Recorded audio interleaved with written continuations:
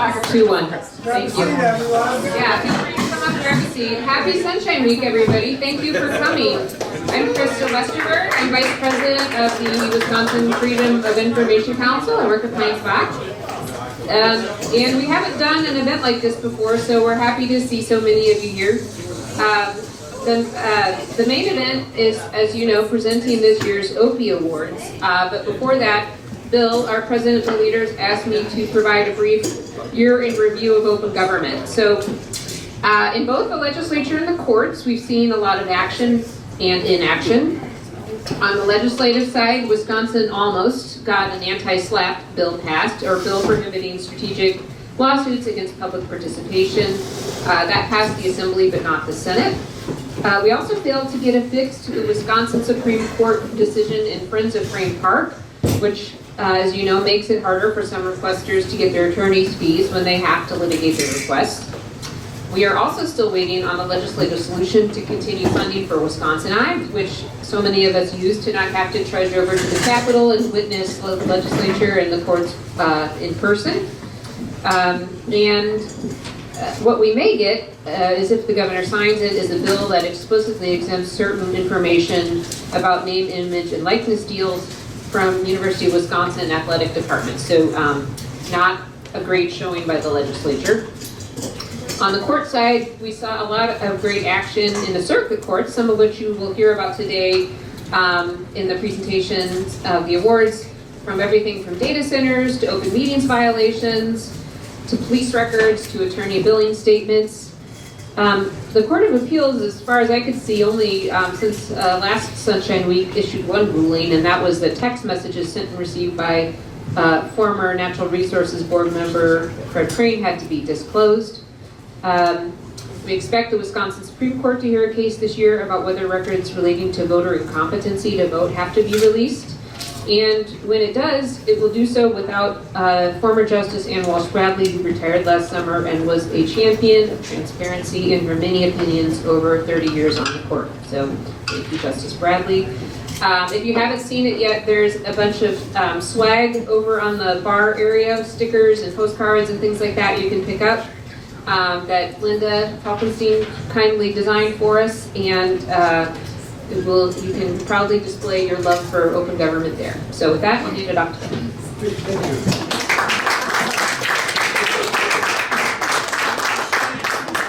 So welcome to the 20th Annual Openness in Government Awards, or Opees. I'd like to thank Krista for taking the lead in pulling this event together. It's just one of countless contributions that she's made to the council during the last 20 years. Just this week, she represented us at the Bruckner Institute's Sunshine Fest in Washington, D.C. Krista's commitment to this cause make her one of the most important attorneys in Wisconsin when it comes to government accountability. We are all lucky to have her.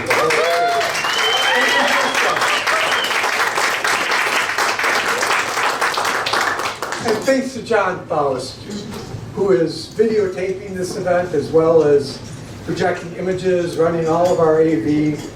John has been one of the council's most valuable players for many years, going back to 2004, he said, the same year that I became president, incidentally. He's been the main keeper of our website. In 2015, he came along to film the Open Government Traveling Show that we put on at cities across the state. He's bringing his skills to the cause even as we speak. It's my understanding we will put a link to the video from this event on our website, probably by end of day tomorrow. Certainly. So check it out, share it with whoever might find it of value. Finally, I'd like to thank my endlessly talented wife, Linda Falkenstein, who, as Chris noted, designed the stickers for this event, something I volunteered her for because I knew she would do a good job, and of course she did. But Linda's assistance to the cause of the council's cause has extended to many other tasks, including proofreading our agendas and the right to know columns. And she's not even a council member. And here tonight she's going to take photographs of our award winners. So thank you, Linda, truly.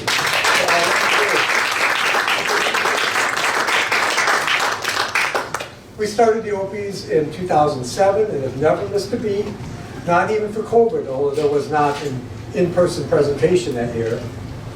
The Opees are presented in 6 categories: the Popee, the Copee, the Mopee, the Scoopee, the Nopee, and the Whoopee, which we will explain. This year's judging panel consisted of myself, Krista, Beth Bennett, who is the executive director of the Wisconsin Newspaper Association, and Rusty Cunningham, former editor and publisher at the La Crosse Tribune. Can those of us who are judges, Rusty, you want to give a hey? Thank you. The awards were announced by a press release and Your Right to Know column on March 9th, which Linda also proofread, by the way. Now, on to the awards. The first award category is the Popee, which stands for Public Openness Advocate. Our award recipient is Vilas County District Attorney Karl Hayes. As some of you know, district attorneys in Wisconsin are statutorily empowered to enforce the state's open records and open meetings laws, but in practice, rarely do so. Hayes made himself an exception to this rule, warning officials in the town of Presque Isle that they needed to comply with a nearly year-old records request from the Lakeland Times newspaper for records regarding the town's computers. Hayes' intervention succeeded and the records were released. It would be great if other DAs were to follow his lead.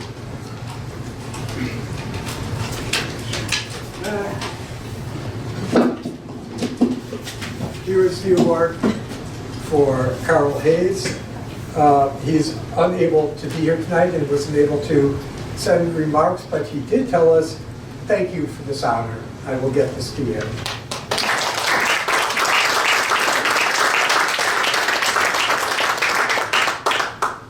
The next award is the Copee, which stands for Citizen Openness Advocate.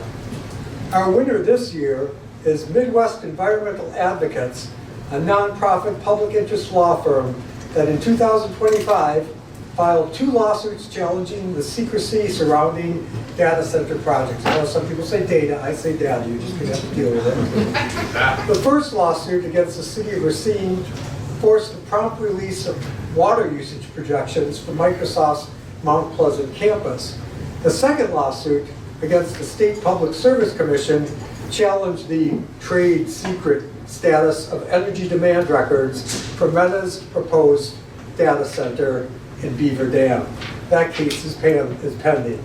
We applaud Midwest Environmental Advocates for insisting on the public's right to know. Accepting the Copee jointly is the group's executive director, Tony Wilkin-Gibbart, and attorney Michael Green.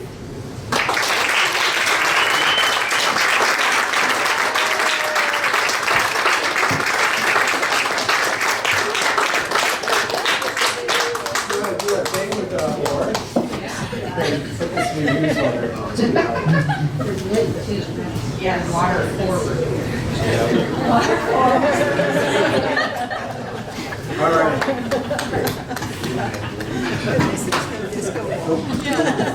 Yeah, thank you so much, Bill. For those of you who might not know, MEA, we provide legal services directly to grassroots groups and individuals.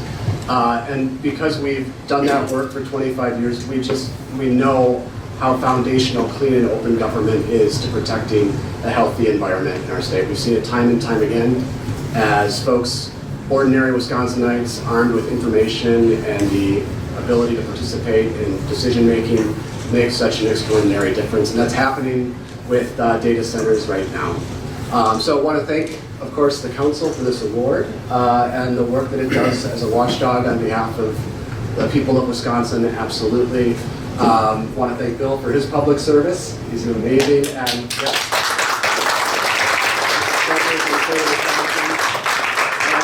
also shout out to Vice President Krista Westerberg. She's a champion and just a tremendous partner to us at MEA. the MEA v. Crane case that she modestly mentioned, she was one of the lead attorneys on that, and we're just so grateful for her work with us at MEA. So we've got a great team, and that includes Michael here, who hasn't been barred, I don't think, for even a year yet, and in that time has taken on Microsoft and Meta and the utilities to force critical information into the public, and we're just really thankful for this award and his work, which is reflected in this award. So I'll let Michael say a few words. Yeah, thanks, Tony, and thank you. I don't think there's much I could say that wouldn't just be preaching to the choir, so I'll keep it short. But I think the data center issue that we've seen emerge in the state over the last year or so really shows the importance of transparency. Sometimes I compare what was happening in 2024, early 2025, when these projects were approved. A lot of the discussion was in closed sessions, the public wasn't aware, and the projects just kind of sailed through. And you compare that to what's happening now, where there's a lot of focus on this, a lot more transparency, and when the public is empowered to learn what's going on in their community, they show up and they speak out, and suddenly we've seen projects be rejected by local communities. And I don't think that's an accident, and it shows the impact that transparency can have. And then the second thing I would say is that the issue really shows that transparency is a winning issue.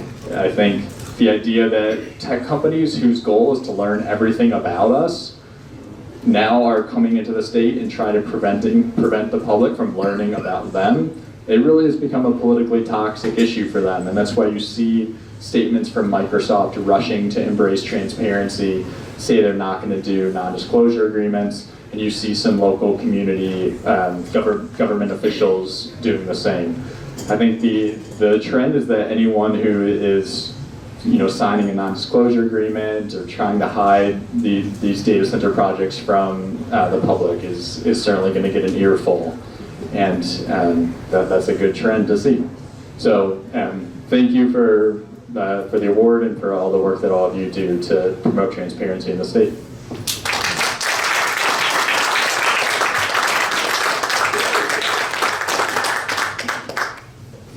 So my eyesight isn't what it used to be. Is Peter Cameron here? Yeah. Oh, okay, cool. All right. Our next award is the Mopee for Media Openness Advocate.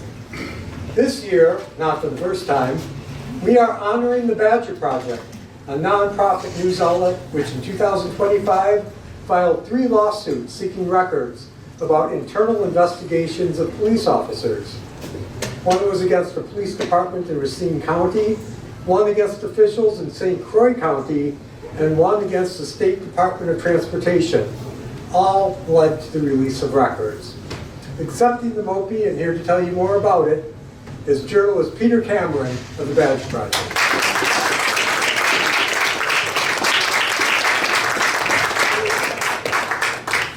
There you go. Sure. All right.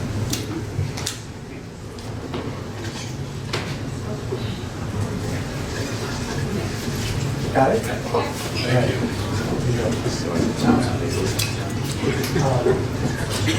Thanks for this honor, Phil. Tom Kamenick, our attorney for the Wisconsin Transparency Project, is the one doing a lot of the heavy lifting here. We send the requests, and when we're rejected, we bring Tom in. So he's a big part of it. He's a big part of this as well. And I just want to use my time to remind everybody, I think everybody in this room knows that the Wisconsin State Legislature exempts themselves from records, from retaining records. Let's just keep the pressure on them next year, especially if Democrats take everything back. Let's not let them off the hook if that's what happens next year. So thank you again.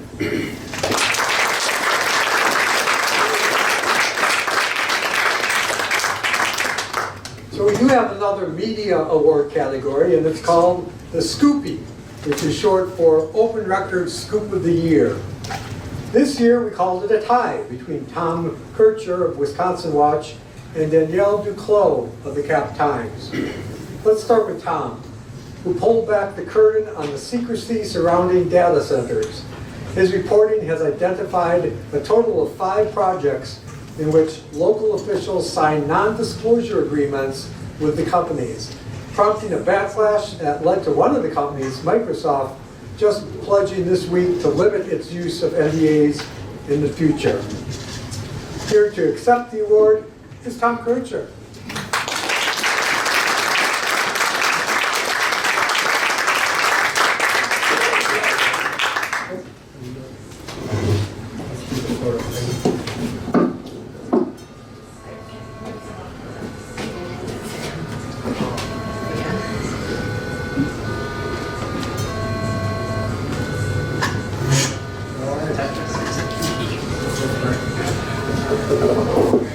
Hey everybody.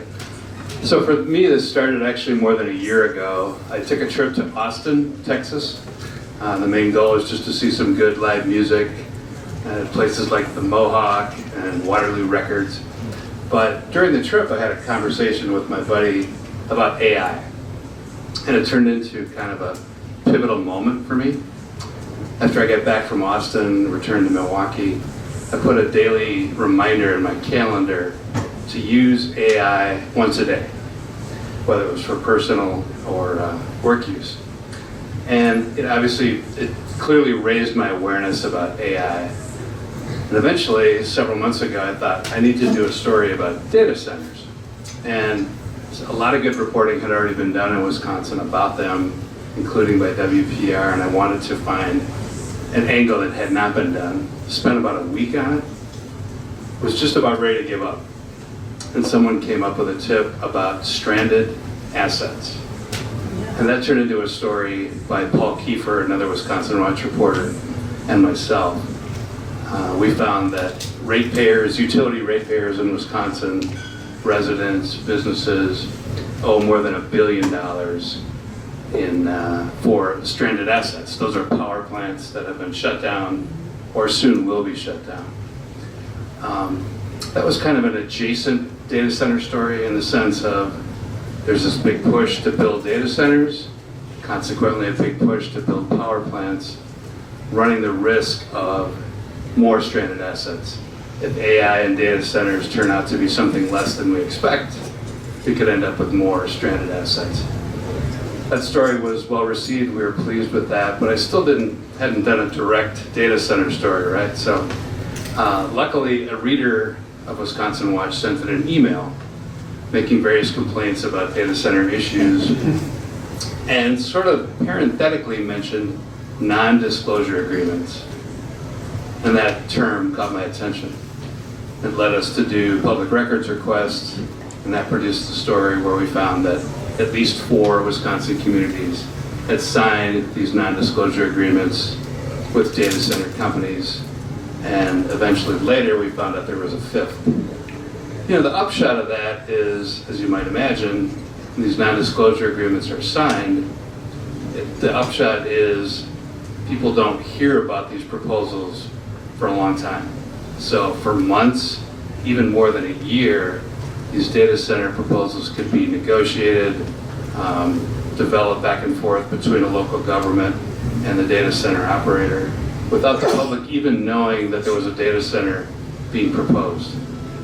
And I think it created this kind of untenable situation for local government officials. They signed these NDAs because, hey, these data centers could be great for our community, could be great for our tax base, and I'm not knocking those things.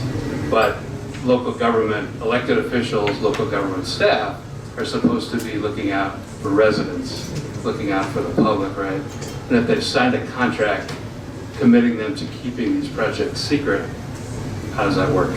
So, very happy to get an award. Anytime our work is recognized, we appreciate it as journalists, right? But particularly when it involves open government. And so we appreciate very much the work that Bill does, the work that the council does. This has now become a beat for me, data centers. So if you have ideas for more stories about data centers, please let me know. But in the meantime, thanks for this award and congratulations to all the winners.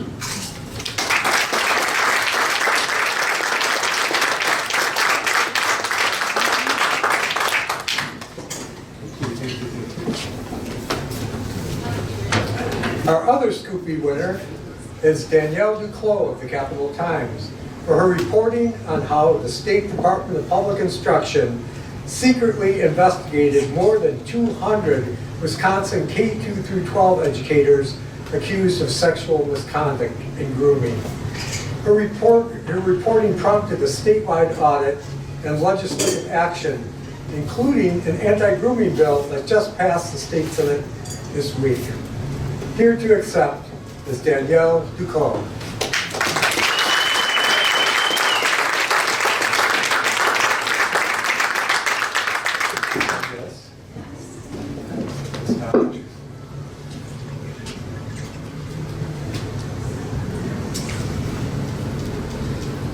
Let's have you guys these.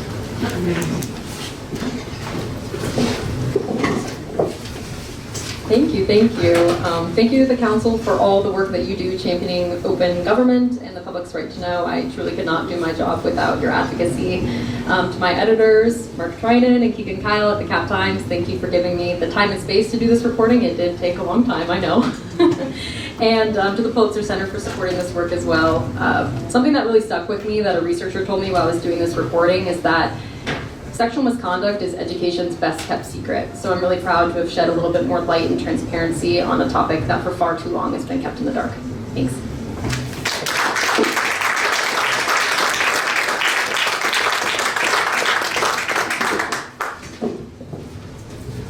All right, now we come to our only negative award, the Nopee, which stands for No Friend of Openness. This year, by unanimous consent, the judges bestowed this recognition on Deborah Kerr, superintendent of the St. Francis School District. Last June, Kerr, who at one point was a candidate for state superintendent of schools, threatened to have a TMJ4 news reporter and a camera operator arrested for wanting to film a school board meeting.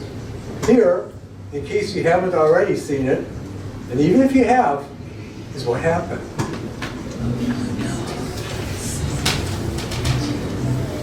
You are not allowed to come to our meetings because you did not give us any notice or tell us why you were here. I just talked to my attorney, Rob Bukema, and we are happy to give you any public comment that we get today. It's an open board meeting, like you said. It's an open board meeting, but you're not filming.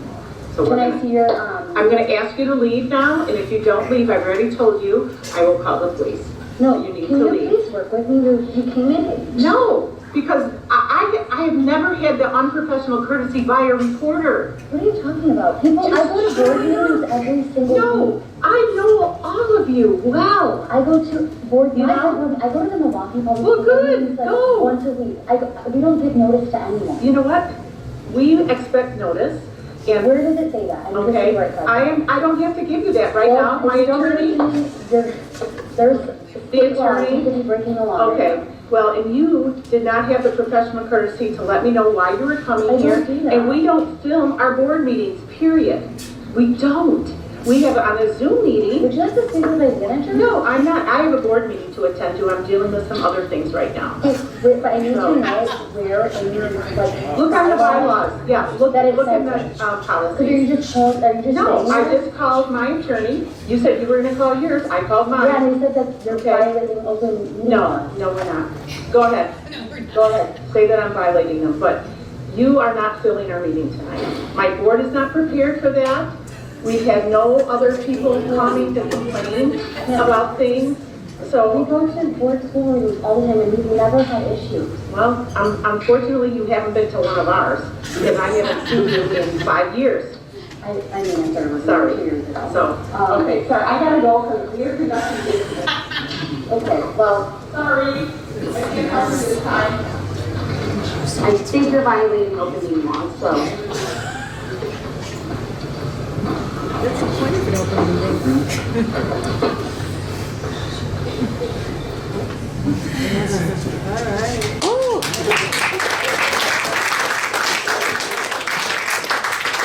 So just to mention, TMJ4 filed a complaint and the school district settled, admitting that Kerr broke the law and agreeing to take steps to prevent any recurrence.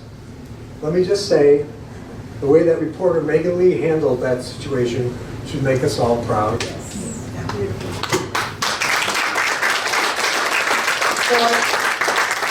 I ordered some frames for the awards this year, as I always do, and I couldn't get the ones that I used to get, so I got ones that were a little cheaper, and it wasn't until like Monday of this week that I took a good look at them. I found they were the shittiest frames I'd ever seen. So the frames that I'm giving are actually from a box of frames that I had from my stepdad, and I put all the hardware on it myself, and I had to cut the awards down from being 8.5 by 11 inches to 8 by 10 to fit in the frame. But I did find the use for one of the really shitty frames.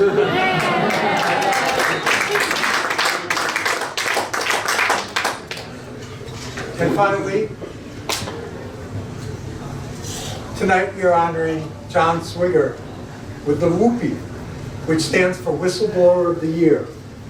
Swigert was a longtime Port Washington City Council member who revealed that local officials had signed non-disclosure agreements about a proposed microchip production facility. We learned about this from an editorial last April in the Ozaki Press, and we invited the author of that editorial, the paper's publisher, Bill Shannon III, to tell us more about it. He wrote up something which he asked me to read. This is from Bill Shannon, the publisher of the Ozaki Press. John Swigert was shopping in the Port Washington hardware store on a summer day in 2024 when he blew the whistle. But its sound was heard through the city and far beyond, resonating for months as a rebuke of secrecy in government. In the store, Swigert, a longtime Port Washington alderman, happened to meet with my son, Bill Shannon IV, the editor of the Ozaki Press, the city's weekly newspaper. In the ensuing conversation, the subject turned to the enormous microchip factory proposed for the city, and Swigert revealed that the mayor and aldermen had signed a non-disclosure agreement promising to keep details of the negotiation with the developer's secret. Swigert, in a follow-up interview, recounted that common council members had been summoned to City Hall for a briefing on the microchip project. Before the meeting, the aldermen were told that they would have to sign non-disclosure agreements if they wanted to learn about the development plans. They were instructed to meet with a representative of the developer 2 at a time in private, an arrangement designed to evade the open meetings law and keep the secrecy agreements secret themselves. There was to be no public mention of the existence of the NDAs. Swigert's revelations led to a news story on the front page of Ozaki Press with the 4-column headline, "Officials Signed Microchip Plant Secrecy Deal." Fallout was instant and long-lasting. The microchip factory, planned for 1,000 acres of farmland that would be annexed to the scenic lakeshore city of Port Washington, was unpopular with the public before news of the secrecy agreement broke. After it was reported, opposition, including a fair amount of outrage, grew to the point where the developer dropped the project. More than a year later, Swigert's whistle is still being heard. When a data center was proposed for the same piece of land that was earmarked for the microchip facility, Port Washington's mayor, Ted Knightsky, chastened by the outcry over the NDAs, vowed that all future negotiations would comply with the Open Meetings and Open Records Law, a pledge the newspaper has held him to. Not all the ramifications of Swigert's whistleblowing were as positive. His brave decision to thwart government secrecy earned him respect from many in the community, but also incurred the enmity of Mayor Knightsky. He stripped Swigert, a senior member of the Common Council, of all of his committee assignments, and did it in a way contrived to be insulting, not with a meeting or a phone call, but with a certified letter delivered to Swigert at his home. As an Ozaki Press editorial commented, Swigert earned the mayor's disdain, displayed in a petty act of spite, by doing the right thing and refusing to keep the public in the dark about the non-disclosure agreements. Call it one more service in the long list of services by John Swigert to his community. John Swigert, the whistleblower, died in August of 2025. Accepting the award is John's stepdaughter, Carrie Grasky.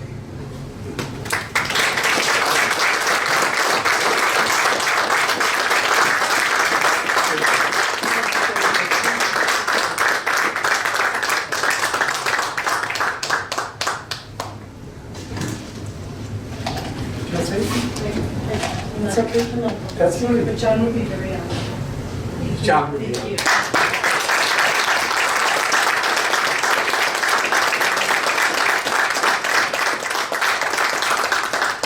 Well, that's our program. Thank you for letting us share it with you. Hang around, have some more food. Glad you could all make it.